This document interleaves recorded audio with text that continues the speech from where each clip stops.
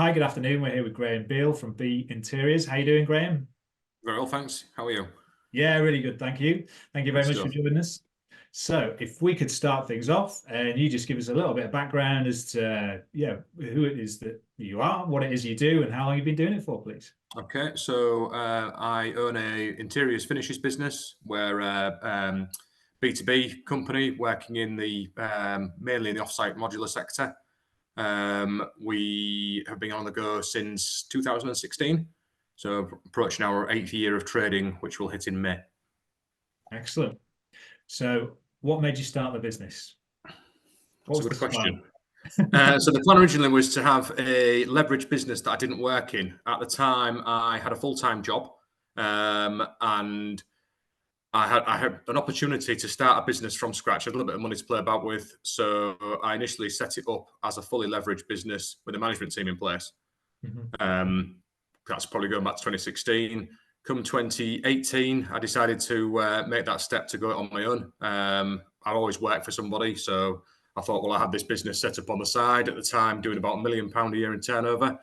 And I thought, I was 40 at the time. If I don't do it now, I'm never going to do it. So took the opportunity to sort of step into the business full time, and then I've worked in the business since then.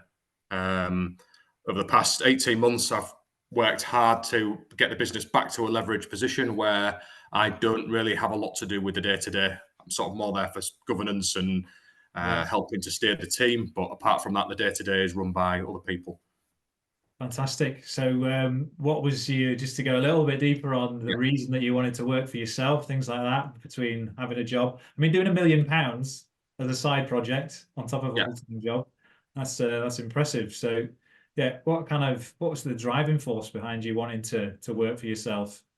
I think I've always worked for the man, so I wanted Yeah. to become the man, if that's the right phrase to use. I think that I'd got to the stage of my life where it was now or never. It's something I'd always toyed with in the background, but I'd never had the guts to do. Because it is a big step into the unknown, going from working with somebody where you effectively you're getting a guaranteed paycheck at the end of every month. It's somebody else's business, and ultimately they carry the risk to being that person that carries the risk yourself. And yeah, I think it was a life thing really, where I thought if I leave it another 5 to 10 years, I'll be too old, and my life won't be in a position where I can do it. So it was a now or never moment, really. Good stuff. So, in terms of having that ability to create £1 million kind of sales to Yeah. generating revenue while having a full-time job. Were you in an industry beforehand that was similar and you could utilize contacts and stuff like that? Um, I've always, well, typically worked. I've always worked in construction.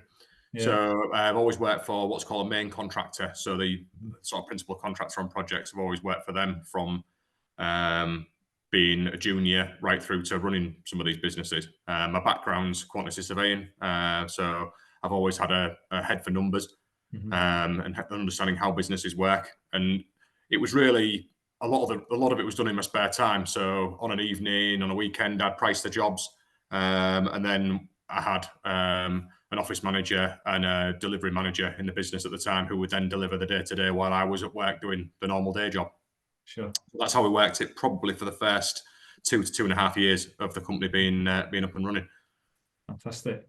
So what makes you different then? What makes you stand out from other people providing the services that you do? That is a really good question. I think that what makes us different, it's hard to stand out in the industry. I think there's a lot of similar businesses, a Me Too business or whatever you want to call it.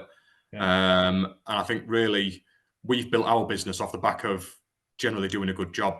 Doing a good job for somebody gets you repeat business, builds that relationship, and a lot of the work is built off relationships. Do a Sure. good job on a project for a certain site manager or a certain project manager, and hopefully they want you on the next one. And it's really sort of snowballed on that basis. Um, we've clearly identified clients that we want to work with. We've then put a lot of effort into getting with those clients and getting a foot in the door, and then sort of being also quite selective as to who we want to work with and who we don't want to work with. So yeah, it's been in terms of differentiating us. There's probably not a lot. I think it's probably more a relationship and a people thing. Sure. Yeah, I get that. So it's not like an obvious, I suppose, outside difference, but once you get that relationship, then Yeah, I mean, we do have other sort of sell-on trades. We've 18 months ago diversified into passive fire protection. Mhm. So now we can effectively offer that as a solution alongside the other elements of the business. So the Yeah. painting and decorating, the wall finishes, the ceilings that we do. So we are becoming almost a one-stop interior shop, if you like, which really gives our clients one bum to kick if it all goes wrong, and one point of contact, which makes their life a lot easier on Yeah, site yeah, if you perform. But then if you don't, it's much easier to identify where the problem is, because on any yeah, building site, one trade blames the other, blames the other, who yeah, blames yeah. the other. So it's yeah, if there's only a few of you, then it's a lot easier to identify that. Oh, that's a good unique sort of point there as well, coming out and also leveraging your existing customer base to provide Yes. more products and generate more revenue and growth for your business. So that's a Yeah. great show. Thank you. In terms of your business journey then and the experience you've had today, how would you describe it if there's one word? Um, Or two. a roller coaster probably Yeah, is probably the right way to describe it. I think that's how anybody would describe business. yeah, You yeah. know, We hear good that a days and lot. your bad Yeah. days. Certainly from younger years, I would have said it probably got to mid to late 20s before it really took off, and then probably rocketed for me into my mid 30s. Mm. And then going on my own was almost a sort of step back from where I'd been. So, Yeah. I effectively left to go on my own. I left the board of a £120 million business. So to go back to running a business effectively from a kitchen. So Yeah. that sort of that, and I had to take the financial haircut that came with that. So that there's certainly elements of learning from on Yeah. both ways. Brilliant. Financial haircut. I've not heard that one. I'm going to take that one from you. I like It's still not that. growing back either. Excellent. So, in terms of the future for you guys, then, what does that look like? What do you see as the challenges going ahead? How you looking to navigate those?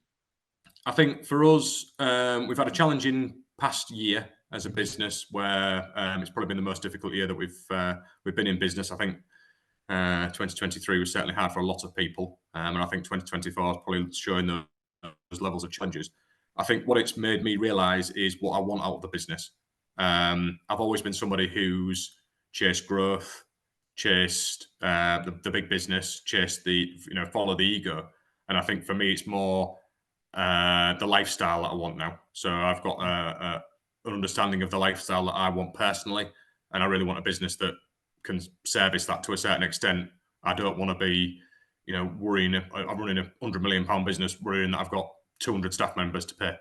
So it's more. We spent a lot of time consolidating the business, building more leverage in the business, shrinking the client base down to those who we know we work well with. We know who are going to pay us, which is a big Yeah. thing in construction, and getting it to a level where it's a lot easier to manage. Sounds like you've learned a lot of lessons along the way, and you're Yeah. now harvesting that kind of knowledge and experience that you've got.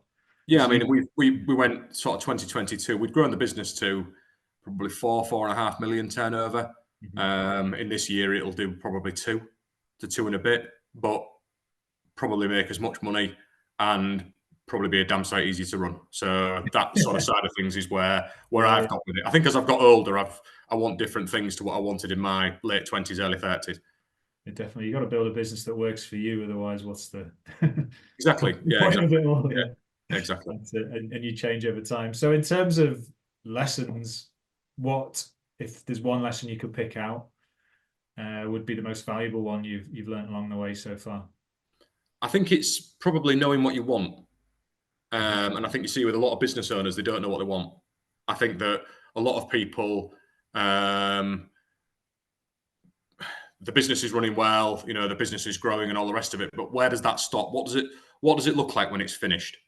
Yeah. Because one of the things I've always thought about is obviously a business has to be an asset that runs without you that you can sell if you want to sell it. And there's no point in running yourself into an early grave, chasing the money at the expense of friends, family, your health, all of those sorts of things. So I think that for me, it's understanding what you as a business owner want out of it, and sometimes putting yourself first, which is something that not a lot of business owners tend to do that I've come across. You're always Definitely. um, the leader gets fed last, or whatever the phrase is. Yeah. I was I've recently read Rich Dad Poor Dad, which is a very Yeah, it is a good book, that. well-known book. But yeah, he talks about feeding himself first, Mm. or generating his own revenue, and then well, revenue for himself, obviously, his asset income first, and then finding the bills to pay and doing it that Yes, way. yeah, and also using that he uses that as a driver to Yeah, generate the balance of the money to pay everybody else. that's it. Yeah, So yeah, it's a good book, that. a good book. Um, so if you used to give a piece of advice to someone starting out in business, would that be it based on that lesson? Think about where you want to be.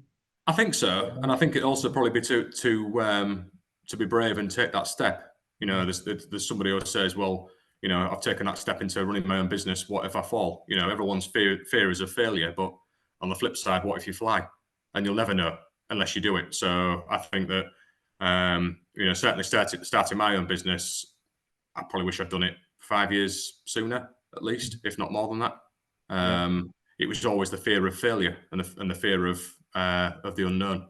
And yeah, I What if? think once you get over that hurdle, then it's you never look back. Awesome.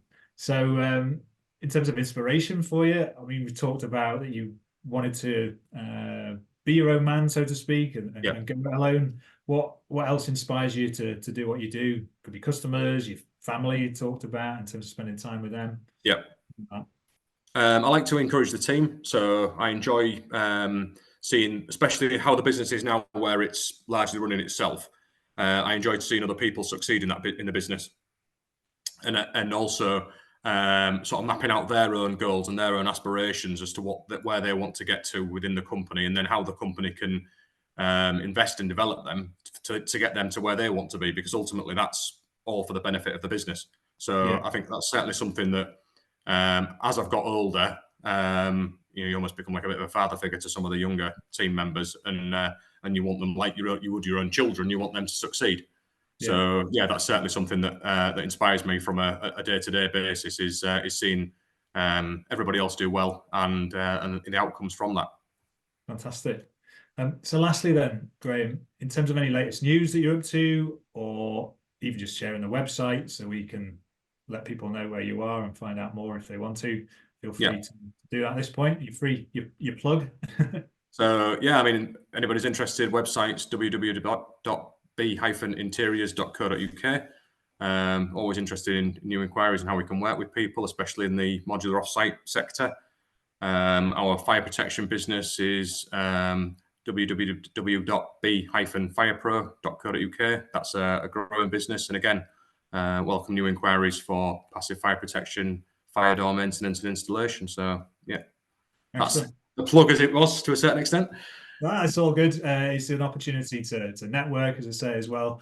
Yeah, We interview many people on this series, so it's always good to understand what you do, where we can find you, and yeah, if there's any crossover, then that's a really good benefit. I really absolutely. appreciate you sharing all that you have and being so open with your experience. Thanks very much, No Graham, problem at and all. all the best for the future success of the business and for yourself with regards to however you exit the business.